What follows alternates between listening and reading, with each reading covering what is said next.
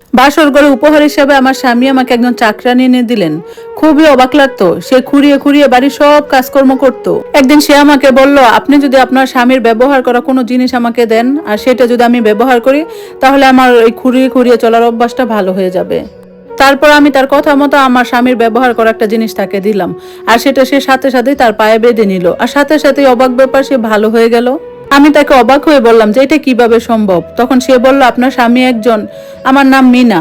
আমার মা আমাকে সব সময় বলতো, আল্লাহ তোকে রূপ দিছে কিন্তু বুদ্ধি দেয় নাই। আমি যখন কলেজে পড়তাম তখন একজন ছেলে আমাকে এমন ভাবে আকৃষ্ট করছিল যে আমি তার জন্য সবকিছু ছাড়তে রাজি হয়েছিলাম। একদিন সে আমাকে বলল, চলো তোমাকে আমি আমার মায়ের সাথে পরিচয় করাতে নিয়ে যাই। আমি আমার মায়ের কাছ থেকে বলে তার সাথে গেলাম, কিন্তু সে আমাকে তার মায়ের কাছে নিয়ে যায় নাই। সে আমাকে একটা ফাঁকা ফ্ল্যাটে নিয়ে গেছে, কিন্তু ভাগ্যক্রমে কিছুক্ষণ পরেই তার মা ওই ফ্ল্যাটে চলে আসে। তার মা এসে তাকে একটা চড় মারে, তারপর আমাকে বুঝিয়ে বাড়িতে পাঠায় দেয়। আমার মা এসব কথা শুনে অবাক হয়ে যায়। আমার মা বলল, তুই কি পাগল হয়ে গেছিলি? একটা অচেনা অজানা ছেলের সাথে চলে গেলি, এখন নিজের ইজ্জতটা তো হারাইতে পারতি, আল্লাহ তোকে বাঁচাইছে।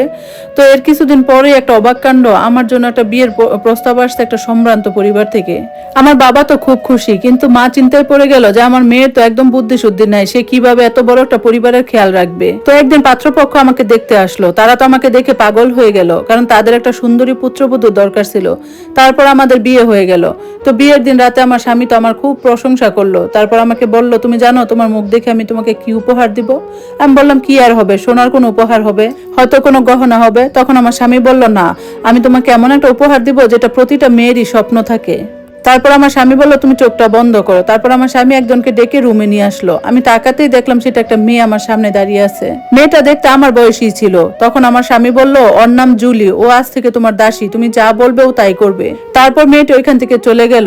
তারপর রাত পোহাতে সকালবেলা যখন আমি মেয়েটাকে দেখলাম, মেয়েটাকে দেখে তো আমি অবাক হয়ে গেলাম, কারণ মেয়েটা খুঁড়িয়ে খুঁড়িয়ে কাজকর্ম করতেছিল। তারপর আমি ওর কাছে গিয়ে জিজ্ঞেস করলাম যে তোমার পায়ে কি হয়েছে। তখন সে বলল যে তার পা নাকি ছোটবেলা থেকে এমন।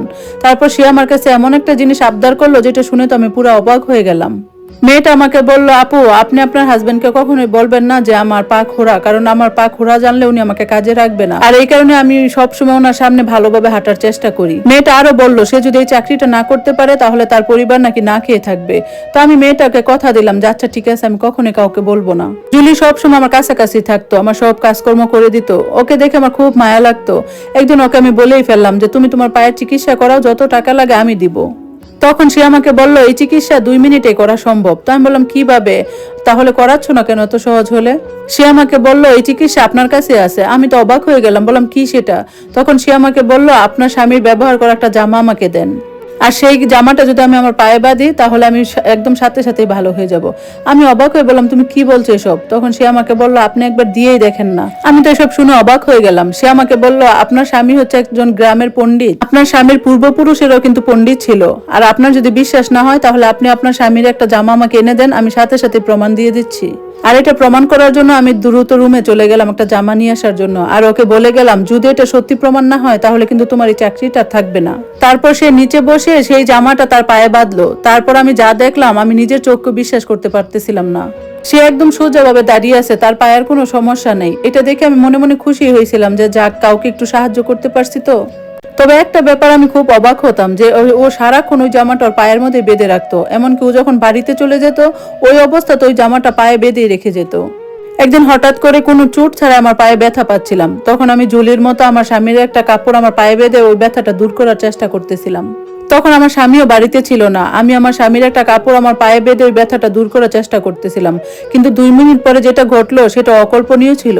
আমার পায়ের ব্যথা তো কম লই না, উল্টারও তীব্র ব্যথা বেড়ে গেছে। তাহলে জুলি কি মিথ্যা কোনো কথা বলছে? এদিক থেকে লক্ষ্য করলাম জুলি হচ্ছে 2 দিন যাবৎ কাজেই আসতেছে না। তারপর আমি রেগে মেগে আমার স্বামীকে বললাম, আমি কিন্তু আর জুলিকে কাজেই রাখবো না। তখন আমার স্বামী বলল, কেন?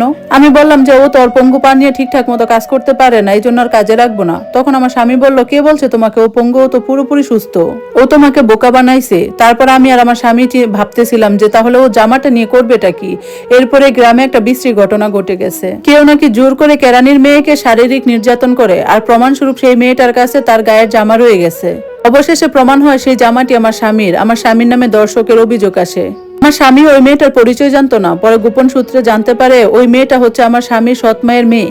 আমার শ্বশুর যখন দ্বিতীয় বিয়ে করছিল তখন ওই মহিলাটাকে বাড়িতে নিয়ে আসছিল, আর আমার শাশুড়ি তখন গলা ধাক্কা দিয়ে বের করে দিছে। ওই মহিলাটি তখন গর্ভবতী ছিল, আর সেই মহিলারই সন্তান হচ্ছে লিজা। লিজা এত বছর পরে প্রতিশোধ নেওয়ার জন্য এই বাড়িতে এসেছে, আর আমার স্বামীর নামে মিথ্যা কুৎসা রটাইছে। আর আমার নিজের বোকামির কারণে আমার স্বামী এইভাবে বাজেভাবে ফেসে গেছে। তখন আমার স্বামী, বাবা মা সবাই আমাকে বাজেভাবে বকাবকি করছিল, আমাকে অনেক কথা বলছিল। আসলে তো আমি কিভাবে এই বোকামিটা করছিলাম, আর যার কারণে আমার স্বামীকে দর্শকের অপবাদ মাথায় নিতে হইলো। কেমন লাগলো গল্পটা অবশ্যই জানাবেন, আর এরকম গল্প শুনতে পেজটাতে ফলো করে পাশে থাকবেন। আজকের মতো আল্লাহ হাফেজ।